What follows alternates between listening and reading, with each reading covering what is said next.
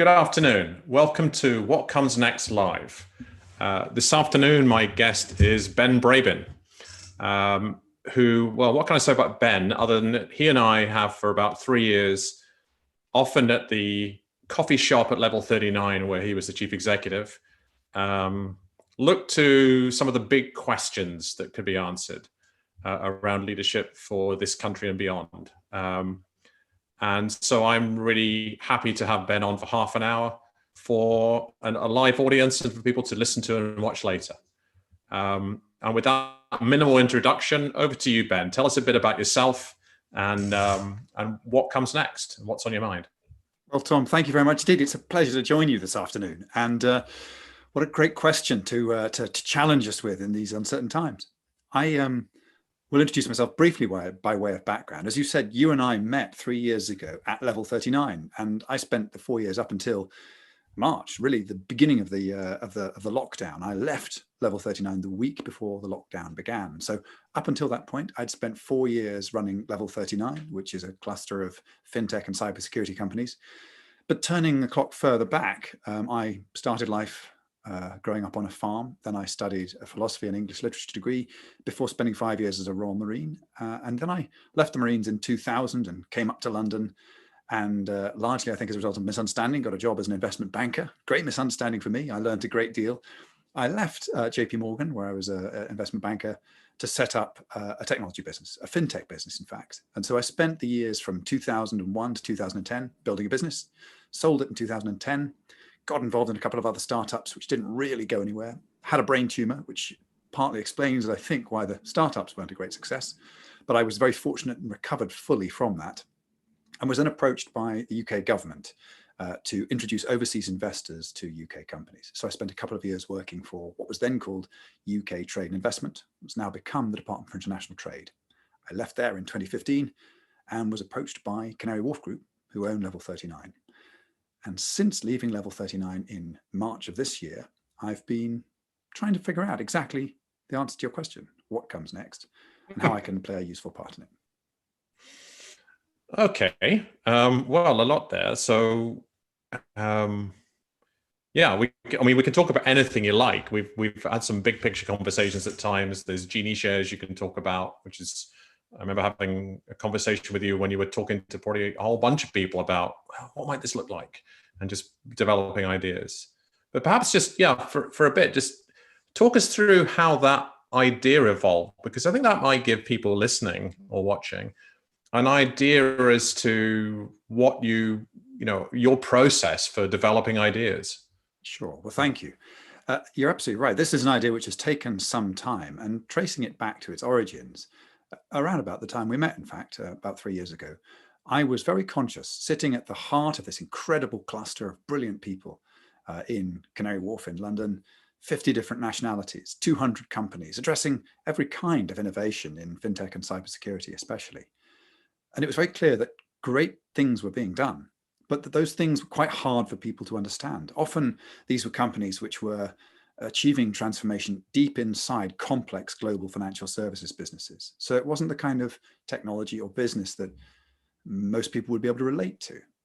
And that was something that concerned me, because I thought this is important because it really does create value, but it's not well placed to foster trust.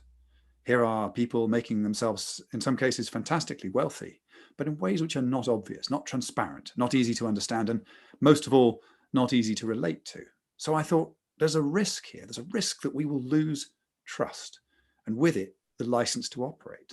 After all, innovators of every stripe need the support of a willing public, because investment into research and development and support with trade promotion and the vehicles which are used to subsidize investment into early stage companies, all of those come out of general taxation. And if the general public see people becoming fabulously wealthy in ways which are unclear and which don't clearly bring benefit to the public, there's a risk.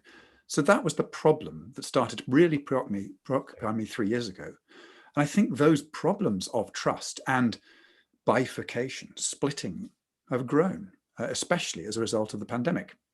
So in answer to the question, what comes next, I think we either face a huge trust problem a huge social license to operate problem, or we must find solutions. And certainly I'm very keen to find solutions. And that's the genesis of Genie Shares, which is an attempt in a little way to create conditions where even complicated, obscure technologies and businesses can become much more relatable to the general public. Well, let's just, I vividly remember that first conversation around social license to operate. Talk us through how that evolved into where Genie Shares is today, because it's actually an entrepreneurial journey in a very clear way. Well, Genie Shares for me began as a sort of side hustle. It wasn't obviously part of the job at level 39, but I believed and still believe, in fact, believe more now, that there's a really important compact between businesses and the community. And many business people are so preoccupied with what they are doing that they may forget that, after all, we depend upon so many people who are not the usual stakeholders. And that's been brought into vivid, sharp contrast by for many people over the last few months, as we've realized just how much we depend upon key workers, people who, on the whole, will not be investors into high growth technology businesses, but who are absolutely essential if we want high growth technology businesses to thrive. So it seemed to me that that we needed to find some way of closing this gap. And I was surrounded by people who were very good at making the economic argument, the technical argument. We needed to find some format which was not dependent upon those kind of complex cerebral arguments, something which appealed much more to the heart than just to the head.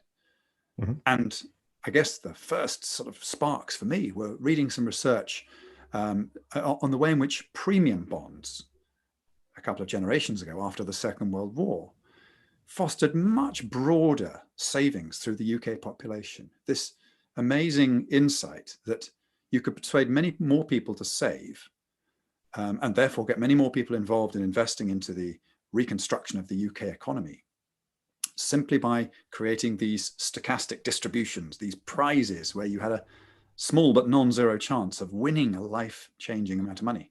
You've been around too many fintech geeks. If I can try to translate that for an overseas audience, I'm 55, and when I was a child, my parents bought me premium bonds.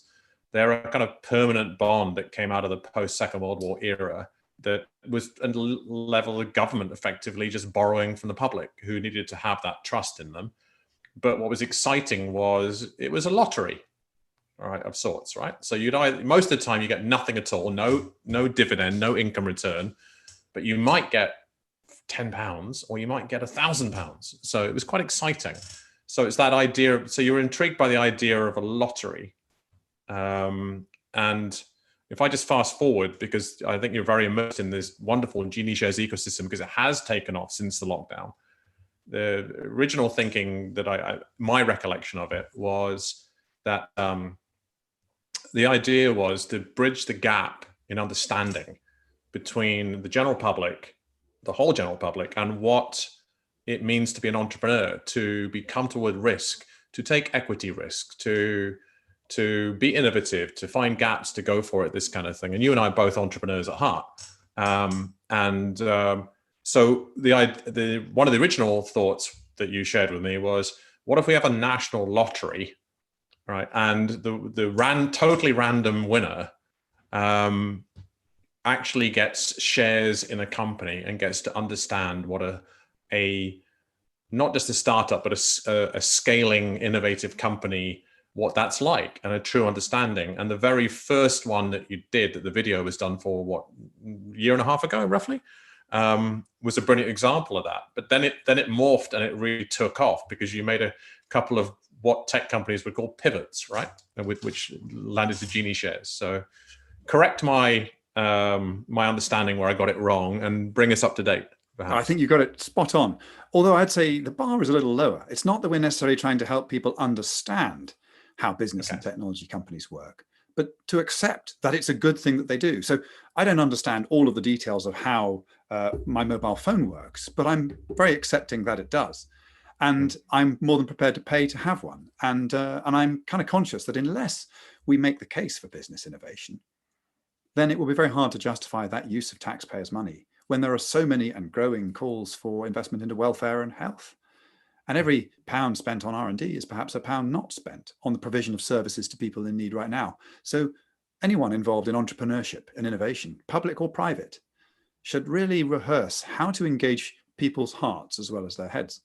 And so, yes, right now, you're absolutely right. Rather than a lottery, the state we have is a state of positive uncertainty. And at a time when most of us associate uncertainty with the negative, here's a message which I hope many more people will come to hear and come to enjoy. Right now, hovering like a cloud, if you like, over the heads of everyone in the United Kingdom, are millions of pounds worth of equity pledged by amazing people. Peter Kelly, who you described as the trailblazer of this, he gave away £30,000 worth of equity a year ago. And now dozens of entrepreneurs are following his example. And we've got the backing of Salesforce, which is incredibly helpful because, of course, their 1-1-1 model also expresses how big businesses as well as small ones should contribute to their community. And it's the uncertainty which creates this halo effect, which is what the researcher Peter Tufano, who did so much to explain why premium bonds, prize-linked savings, are a social good. It's those halo effects that he describes, which mean that not knowing who wins that equity, who receives it, is actually part of the model. So we have now this positive uncertainty. It could be any one of us who gets a tap on the shoulder from a charismatic entrepreneur who's combining ambition and drive on the one hand with compassion and humility on the other, like your guest next week, Ali Arslan, who is a fantastic pledger with his business wishlist alerts. Yes, and so if people were to, between now and next week, go on WhatComesNext.Live, that's the domain name, WhatComesNext.Live, they'll see the listing for Ali and can look him up before the show. And I love the fact that the show has evolved to the fact that you and I know each other, but quite a number of my guests don't. I've never met them before, and we come in completely unbriefed, and they just chat. So a state of positive uncertainty is fascinating. You've now got to the point where this thing has really taken off this year into dozens, as you said, dozens of businesses pledging part of their business tell us how that works in terms of who can and will receive the pledge. What's the structure and what's the mechanism around that? Well, thank you. So I guess this is really a key part of it. It's up to the individual entrepreneur who they want to give their equity to. But what we suggest, if you like, the boundaries for this are, we ask that it be 1% of the equity. Mm-hmm. We also ask that people distance themselves slightly from who receives it. So this is not like Secret Millionaire. It's not someone choosing someone else and saying, I choose to bestow this equity on you. Yeah. It actually involves a slightly more humble act from the entrepreneur saying, look, I'm going to trust part of this to chance. I might sort of set the frame. Peter Kelly, for example, whose business Employable helps people into employment, he chose to make his gift inside a job center. It was actually the job center he used to sign on himself when he was inspired to create his business. But he didn't actually say, right, it's you. He randomized that process by taking a time out of a hat and agreeing with his co-founder, whoever sits in that chair to sign on for universal credit, that'll be the person at 10:10 a.m. And 10:10 was the time they chose out of a hat. So we are creating those kind of part merit, part chance encounters. So for example, many of the people who made pledges have chosen key workers or volunteers or carers. One has chosen an unsung hero of social cohesion. And what we're really trying to do, of course, is not so much identify one person, so much as encourage a groundswell of recognition for the contributions that many different people make to the society which nurtures and creates opportunities for entrepreneurs. And if people get a chance to go on geniesharescom, correct? Yes. That first video was amazing, just seeing that. And for people overseas, the language, it's really a center where you go to if you're unemployed to look for work in order to receive benefits. And the lady sat in the chair and said, would you be interested in having 1% of this company? Clearly, initial reaction was, what? But it's a lovely, lovely story, really well told by the video production company. And you're talking about boundaries and framing and that level of uncertainty. And it reminds me of helping a friend about 6 years ago put together a TEDx talk. And then they said, maybe you want to speak at this. I went, yeah, I can. And said, but you have to, the TED rules are very strict. You have to go through, here's the theme, and you have to go through a committee, and it's blind, right? And I'm not on it. So there's no favors. So it's a bit like the blind audition. Concept with the audience is the idea, I think you're probably familiar. There's the idea that there was gender bias in auditioning for orchestras. And they thought, well, if we make them blind auditions, it will help. So people would come behind, told to play a piece. They had no idea what they looked like at all. A bit like The Voice, the TV show. Of course, the one nuance to this is quite funny, is they found it was still behind curtains creating bias until somebody worked out why it was still male biased. When you come onto the stage and you're dressing up, just like you and I put collared shirts on for this, what footwear do ladies tend to wear? So they'd walk across the stage and their heels would clack. So you couldn't see them and they could hear them, but they knew whether they were male or female. So now many orchestras in the world, you have to walk on wearing no shoes or flat shoes. But so that you've put in this level of positive uncertainty in there. And for me, my sense is that the quite a number of the idea of how much, and just taking the UK, which is where this is based, really focused on the value of key workers, whether they're health service, delivery drivers. And these are people who are not they're not typically business entrepreneurs, right? That's not their space. And they are key to how the economy works. There was this sudden recognition in many parts of the economy or the populace that key workers are, well, they're really key, and they don't tend to get paid very well, and they don't get the entrepreneurial awards. So your language of social license to operate, by the linkage of, you're not insisting as Genie Shares that people give their shares to key workers. As you said, there's other things, but they are taking themselves out of the process of choosing who gets it. But I do have the sense that the pivot towards key workers as one of the groups of people, rather than the whole population, made it really easy to sign up for a lot of people. I'm on your WhatsApp group. I haven't got onto any of your calls because typically they're at the same time as this show. But it's a really energized community who are then spreading it around, and perhaps we can shift topics in a moment. But and it's great that I've got one of your pledges on, who's has a fantastic story to tell, which he'll tell next week. But let's perhaps give a few more thoughts on Genie Shares and wrap that piece up. And then I'm really interested in your further thoughts on trust, because the idea of license to operate and trust are very, very prevalent in governments and politics right now. And I'd love not your political thoughts, because I'm sure you and I remain pretty neutral on that,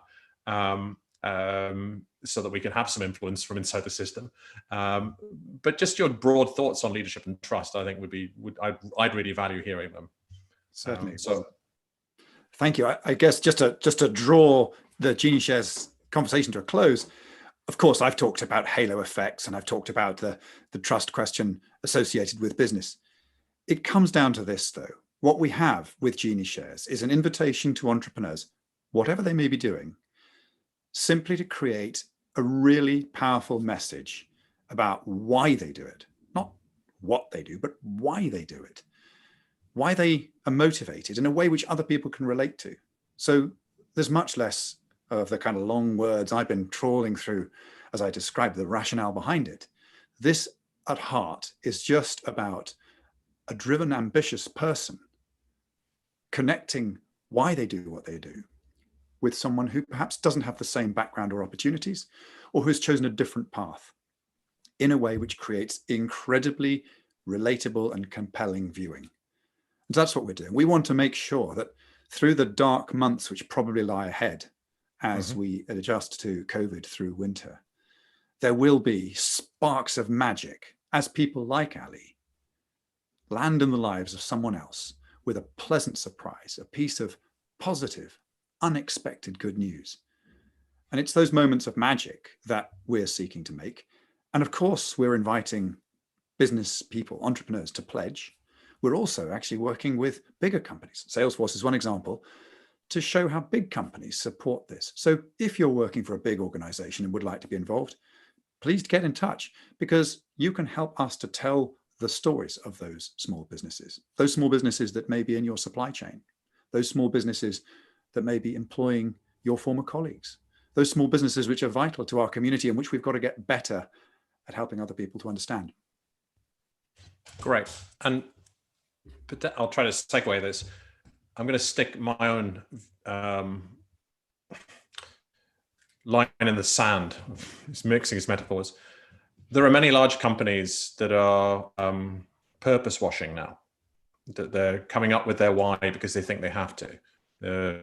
And what's really good, what I've noticed is I truly believe that companies that put purpose and people and planet first and keep their eye on the bottom line will make a profit and can scale it. And Salesforce and Mark Benioff are a fantastic example of that. They really have clarity of purpose, and it's just a really obvious alignment between Genie Shares and Salesforce. So for those larger companies, the caveat for me is, have you actually been, don't watch what people say, watch what they do. Have you actually been doing it for a while before you look to align? Otherwise, there is a real clarity and purity of purpose behind Genie Shares. And from the very first conversation you had with me at the time you were bubbling it around with connections, people you knew, to all of the people who've pledged so far, don't get involved unless you're serious. Don't get involved unless you actually mean this. It's not just a way to look good and rebadge yourself. So if you're really serious about making a difference in society and building trust and telling a great story about your why beyond making money, and the two of this, I love social enterprise, but I also love social enterprise that scales, right? So, businesses that don't make money can't scale. But if the driver is purpose, it's great. So that's my hobby horse. I'm off. This is something that started out as being, if we think of the geography, for those who aren't familiar, Canary Wharf is this amazing center that was built 20, 30 years ago or more, where many of the banks in Europe have headquarters, huge skyscrapers, and level 39 sits on the 39th and other floors of the centerpiece tower there. And surrounding it are some of the poorest zip codes or postcodes in the whole of Europe. And that was the thing. You could look out the window and go, how does this relate? So for where we sit now in the leadership age that we sit in right now, what are your thoughts on, with all this work you've done around trust, what are your thoughts on trust and leadership right now? Well, I think one of the topics which really fascinates me is how the middle way often satisfies no one. And of course, it's easy to point to politics and say they have polarized us. It's rather hard to figure what to do as a result of that. So I think there is a real value in a quest for approaches which appeal to more than 50% of us. And I mean a lot more, like 80 or 90%, the kind of things around which a leader can build a real momentum.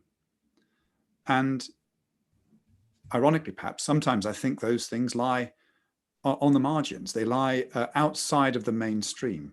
And the reason for that, I think, is that very often mainstream discourse invites you to choose. You're either right wing or you're left wing. You're either centralizing or you're federalizing. You're invited to choose a place on a spectrum. And I think one of the things that characterizes the most impressive leaders, the kind of people who can build really powerful coalitions, is their ability to span a spectrum, to occupy simultaneously and without conflict or contradiction, a really wide range. So I've spent the last few months with the incredible privilege of being surrounded by people who've answered the call to be Genie Shares pledges. What they have in common is that they are, on the one hand, exactly as you'd expect from an entrepreneur, driven, ambitious, hardworking. But they reconcile that with a sense of civic purpose, of public duty in some cases even. And it's that ability to be, if you like, and I've been trying to find a less gendered term. I once would have called it broad-shouldered, but it's, of course, perhaps more big-hearted would be a better way to describe it. I guess leaders, in other words, who can help us to reconcile the apparent contradictions, are those around whom we can build the most trust. And it's striking that this requires a real agility and ambition. And if we simply seek to find a middle way, very often we lose out. We don't convince people. People define themselves by opposition, and we can't progress. So, of course, I see that every day with Genie Shares pledges. But I see also that those people who, for example, say, well, we need to invest more and we need to save more, and we must be prepared to be decisive as we do so. We must be prepared to decide. Of course, it's always easy to push a decision further away. But if you're prepared and willing to decide, to make difficult choices, it does seem that you've got a better chance of actually occupying a broader spectrum on any given issue. And that's the basis of trust. I wish I'd left more time for this. We've only got about a few minutes left. What occurs to me in my work with leaders is when you talked about a spectrum beginning, it's like an approach that appeals to a lot more than 50%. There are so many 50-50 choices, right? You know, with the Brexit vote, the Scottish referendum, the Trump and last election, it seems like everybody is either on one side or the other. So it really isn't a spectrum people span. It's an either or conversation. And times of great uncertainty, people lean towards certainty, and it seems easier to lead from fear than to lead from the opposite of fear, a word that Brits don't use very much in the context of business, but to lead from love. And trust is, and by that I'm talking about an energy that sits with and both, and spectrum, rather than either or, me against you. And then we get into things like purpose. That's the same thing. You're doing it not for the money, you're doing it for some higher reason. And I just think back to, imagine I've seen that lovely video that you shared when you had more hair, not much more hair, but when you were going through selection for the Royal Marine Commandos officers. And there'd be times when you would have been out in the field as a young officer when the answers were not, what do we pick either or on the spectrum, but actually to go, why are we doing this? And what do we do next? And actually to go, I don't know what we're doing next, but I know why we're doing it. And I'm asking you to trust me to make the decisions on the journey. That level of clarity of why and humility of the leader to go, I don't know what we're going to do next, but we'll work it out. That kind of strikes me as it's really simple solutions. And leaders I've found who actually embrace that and go, I don't know all the answers, but I'll have the big heart and the broad shoulders, depending on how you think about it, to take the responsibility on behalf of us all. And I'm asking you to trust me. And what we see in this country in particular is we see leadership that go, it's this. And then 5 minutes later, sometimes literally 5 minutes later, actually, no, it's the opposite. And I'm dead sure of that. And then I'm dead sure. They cannot exhibit uncertainty. And I think I love your phrase of a state of positive uncertainty. We'll get through this whole thing. It's going to be a long time. And my prediction is that we're going to have a winter where we're fully locked down in the UK, all right, within weeks. And that's tough, but we need to know that we'll get through it to the other side. And there will be massive opportunity for change. It's a huge catalyst for change. We just need leaders in business and government who are, geez, I'm on a hobby horse now. It should be your space. Sorry.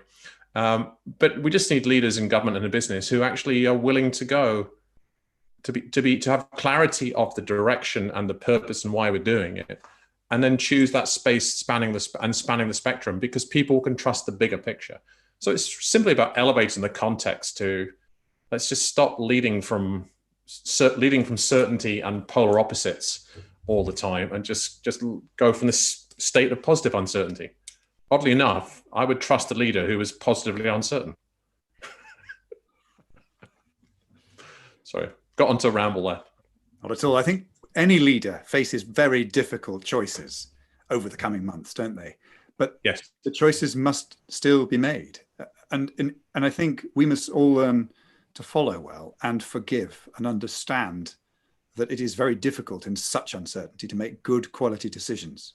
So followership is as important as leadership at a time like this. And the more we can all be forgiving, I think the better we'll all do. But in the meantime, those who can distribute some positive uncertainty, there's never been a better time for it.